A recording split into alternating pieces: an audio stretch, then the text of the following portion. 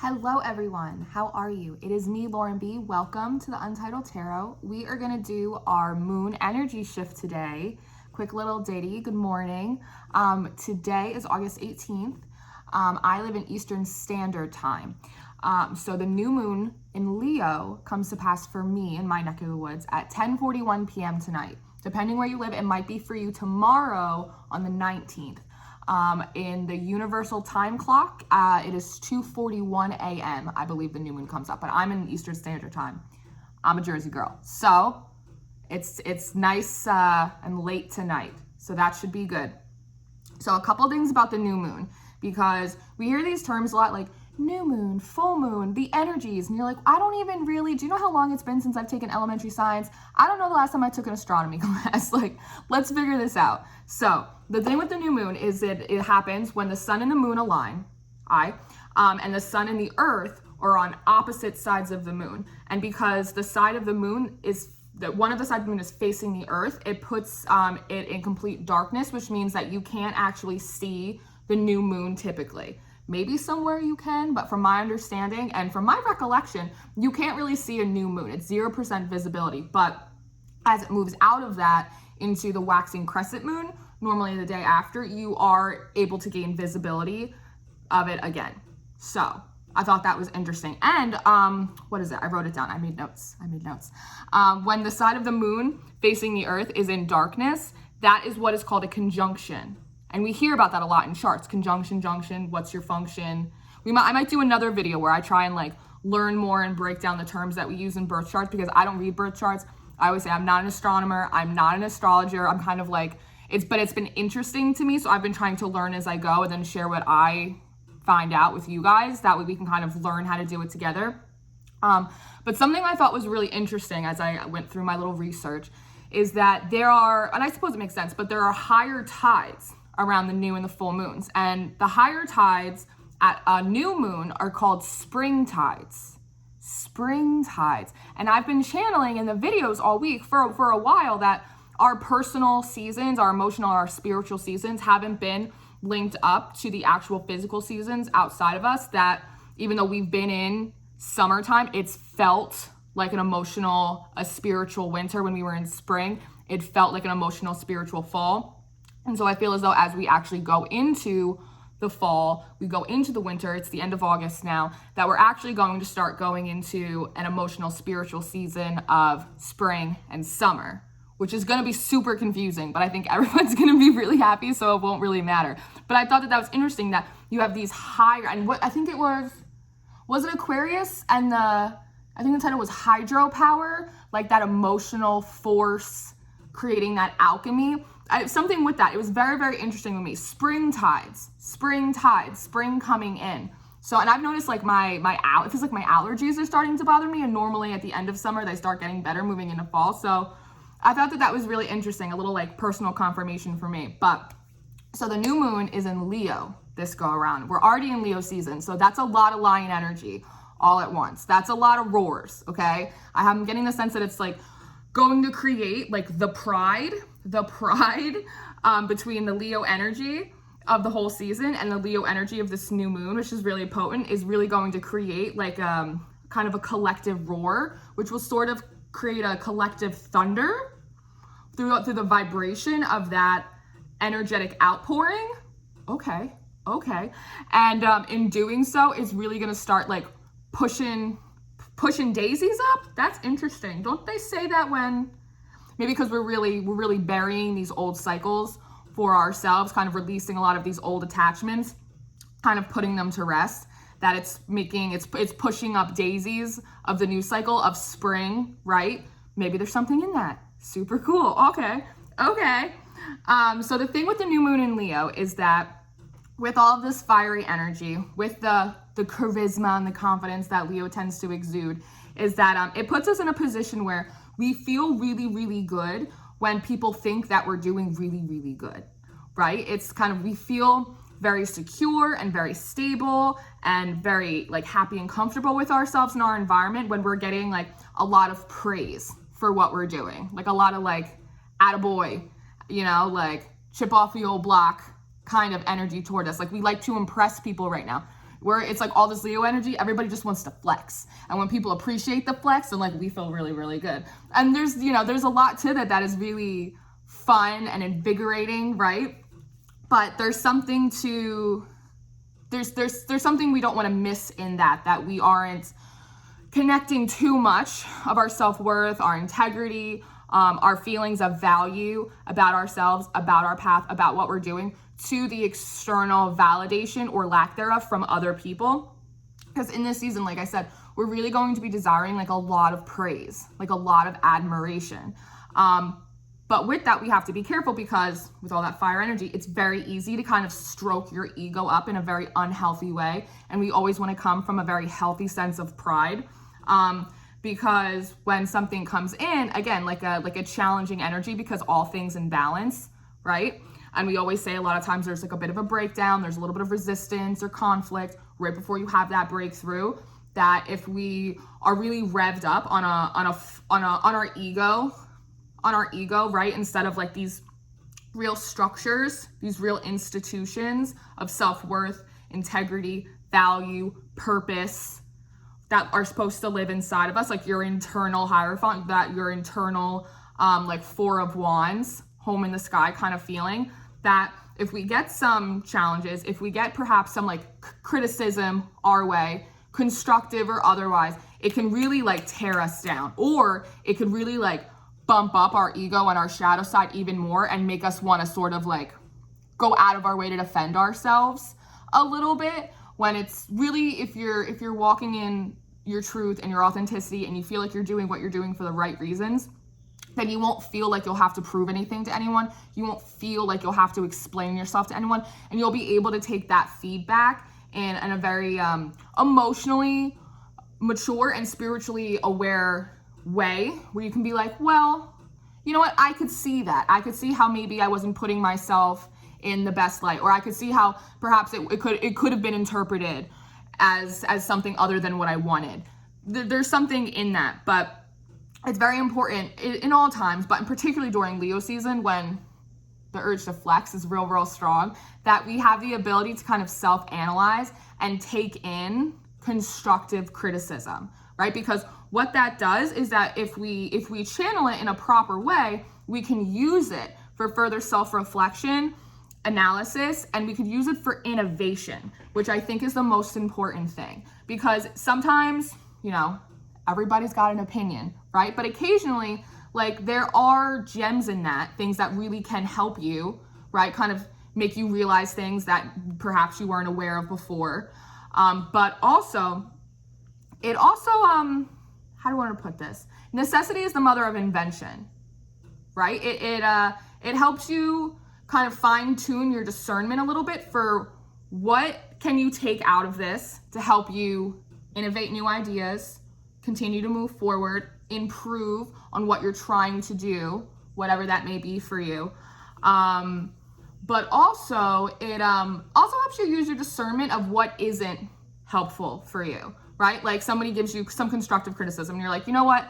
I don't really agree with most of that, but this one little bit right here, this 1% of what you said, I see some validity in that. So I'm going to take that piece because I can do something with it. I can make something productive out of it. I can innovate off of this little idea that you had, off of this clarity that or perception that you've now shared with me. The rest of it isn't going to help me.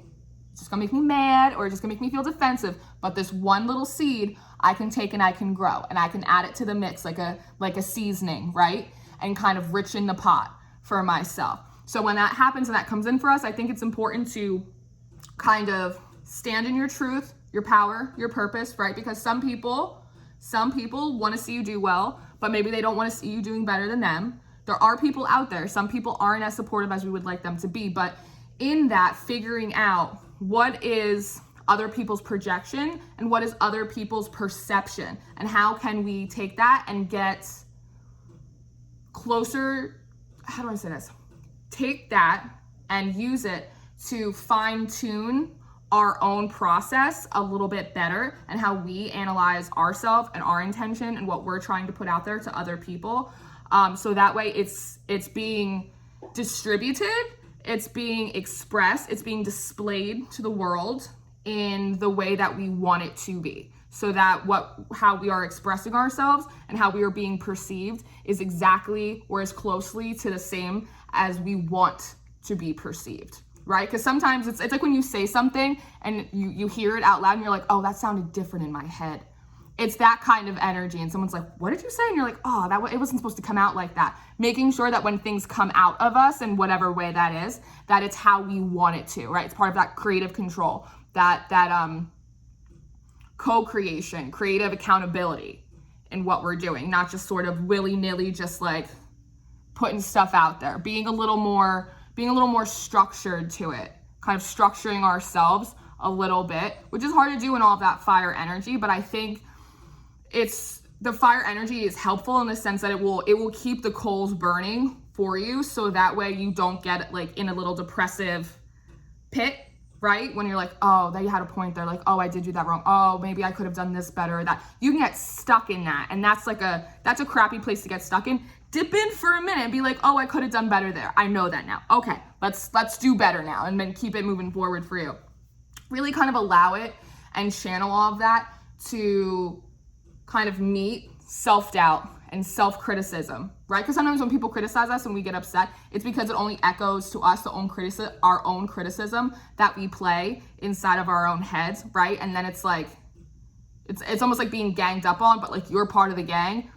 It's not great. So what we want to do is channel that. So take our self-doubt and our self-consciousness and really kind of, again, fine tune it. It's almost getting, it's like when they make swords. It's like when they make swords and they carve them out with fire, right? I don't really, do you know what I'm talking about? Probably nobody knows what I'm talking about. But they make a sword, they hammer it into place, all the steel, and then they stick it in a fire, and then they pull it out, and then they let it cool down, and then it almost like a cauterization, but it's not like that. It's like a purification by fire sort of thing. So I think when a lot of this criticism comes up for us with these new moon energies, it might trigger a little bit of those ego things that come up in us, so that way we can kind of use the fire energy to purify them out and fine tune them into something kind of like a sword. It's like there is like a little air energy kind of sneaking around here. I feel it, a little King of Swords energy to kind of, again, fine tune, carve out our intentions. What are we doing? Really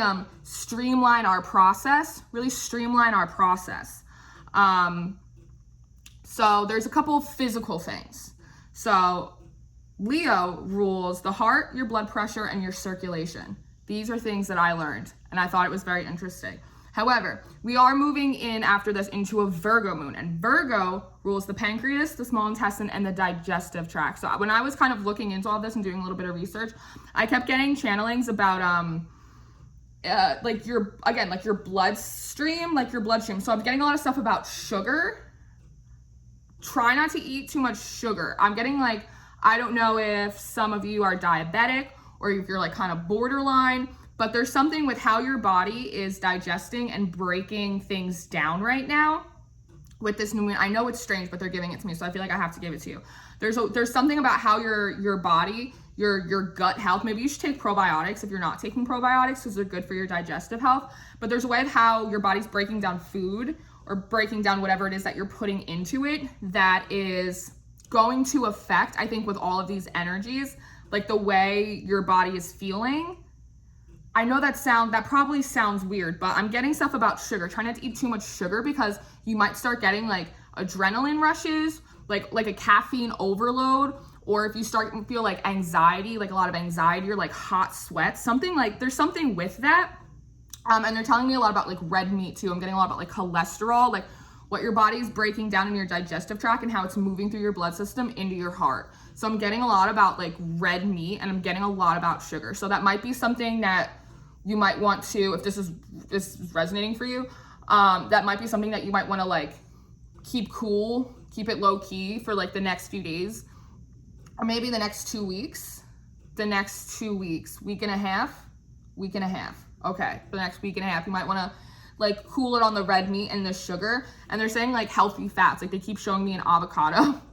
I don't know if you like avocado, but healthy fats, less sugar, less red meat. I never get like food things for people, like other than like Scorpio wants candy, like something like that. But there's something with how the digestive tract is breaking down your food, because there's a correlation between your physical health and your mental health and your spiritual health. It's that 3-3, that body, mind, and soul connection that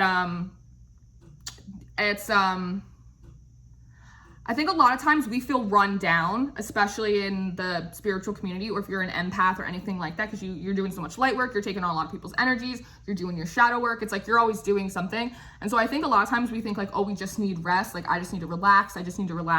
But I know I forget all the time. I'm like, no, Lauren, like, you have to drink more water. When you drink a lot of water, it helps the energy kind of transmute in your body, in your auric field. It helps it flow better. Right? It's like, no, you can't just eat pizza because you're tired at the end of the night. Like, go and eat a salad, like, have a vegetable, go find a vegetable. It's that kind of thing that a lot of that rundown feeling is not just because we're not rested enough or that we're working too much. It's that we're not putting enough like whole foods, like nutrients into our body. We're not putting enough water into our body. And so I'm almost seeing like, again, it's like the blood going through your body. It's almost like, it's like thicker. It's like slowing down. It's like we need to put a vegetable in. This includes me. We need to be drinking more water.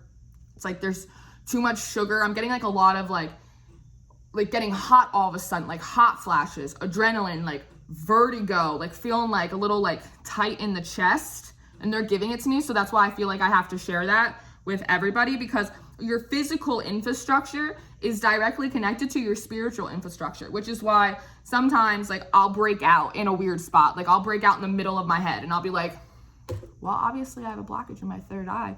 And like, and I will, and I won't, I'll make a joke about it. But then 3 days later, I'm like, oh, I did actually do that. Like when I had to have my appendix out like a year ago, like, yeah, I had to have my appendix out, but also if I look back and I connect it, like there was a spiritual thing that I had to do there, right? If my back starts hurting, my lower back, I'm like, something might be going on with my chakras. Medically, there's something probably going on. I need to go to the doctor. Let's go to the doctor. But also spiritually, like, there's always a connection to that. And so I think they really want us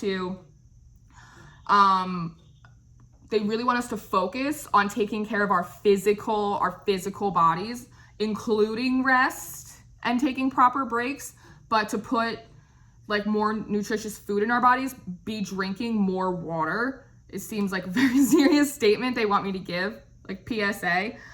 Because I think in doing that, it will help level our energies a little bit. It won't be like our physical bodies trying to catch up to our spiritual progress. It'll all kind of like line up that 3-3-3. And it will help with our mental health too, because people don't talk about mental health a lot in the spiritual community. Just because you're spiritual doesn't mean that you don't get depression. It doesn't mean that you don't get anxiety. It doesn't mean you could just like meditate a bad day away. Sometimes it doesn't always work that way, right? And I think with all this Leo energy, with bringing up our egos a little bit, with kind of having to face criticism, some of it constructive, some of it not, I think it can lead us to an impulse, especially coming off that Taurus last quarter moon, to really kind of indulge creature comforts, sort of like they don't know what they're talking about. Let me have you know what I mean? Like a little bit of that. And they want us to kind of take that energy and help it fine tune us and our process and what we want to be putting out there, and also what we want to be putting in here. So that is the things that we are eating. That is taking better care of ourselves physically. That is what we're watching as well, I'm getting, and what we're listening to. Something about like making sure that the music and the movie, like the stuff that you're watching isn't creating more anxiety for you. That if you put on a song, because it's your hype music, if it's making you feel like, maybe you should put on a song that makes you feel like, yeah. That probably doesn't make any sense, but something that like fills you up with worth, right, and joy, as opposed to something that's going to like poke your ego. There's something with that, and something about trying to avoid movies and stuff that are gonna make you anxious. So like maybe take a break off the thrillers. I don't know if you like thrillers or sci-fi. Like they're giving me something with that. Like don't try and keep yourself away a little bit from anything that's going to rile up your ego or rile up your shadow side, or a fight or flight, or a need to kind of be defensive with people, because that energy is very potent right now.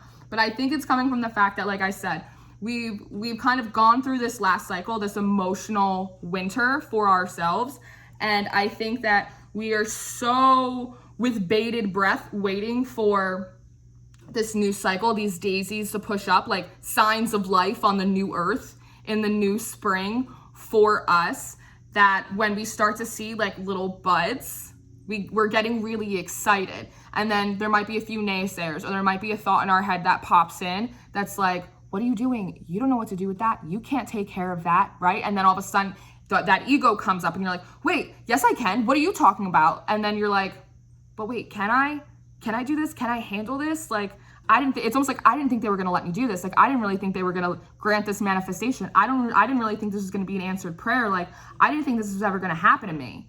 And now it's like, am I ready? That's a lot of responsibility. Like, can I really handle this? Like, I wanted this, I prayed for this, I manifested this, I set my intentions for this. Now I'm starting to see the daisies come up. I'm starting to see it to come in. What if I can't handle it? What if I mess it up? And it's really like a call to rise to the occasion, but to rise with like a lion's pride, not a lion's ego. Okay? Okay. So I think that's what we have for the new moon in Leo.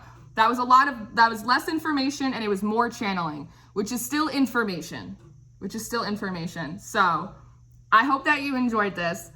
I hope these get fluid and better over time, but I'm learning as I go, just like you guys. And so again, open forum. If anybody's got any downloads, anybody's got information, you know a lot about astrology, astronomy, you come on in here, you teach me a thing or two as well. I'd love to hear from you. So enjoy your new moon, guys. Roar like a lion. Spring is coming in the fall, but spring is coming. Watch the egos. Let's take constructive criticism with honor and let's fine tune the heck out of ourselves. Let's streamline our path. Okay? Okay. Have a good day. I'll see you next time. Goodbye.